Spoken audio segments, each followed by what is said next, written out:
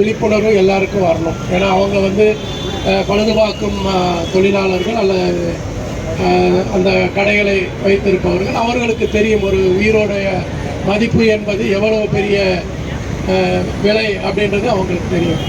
பொதுவாக நம்ம மாவட்டத்தை எடுத்துக்கிட்டோம்னா கடந்த வருடம் வந்து 536 மரணங்கள் ஏற்பட்டு இருக்கிறது.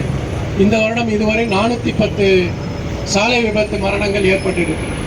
ஸோ அதெல்லாம் நம்ம புள்ளி விவரங்களை பார்க்கும் பொழுது அதில் 60% பார்த்தீங்கன்னா 2 சக்கரம் வாகனத்தில் செல்பவர்கள் தான் இழப்பு ஏற்படுகிறது. அதில் உயிரிழப்பு தான் அதிகம்.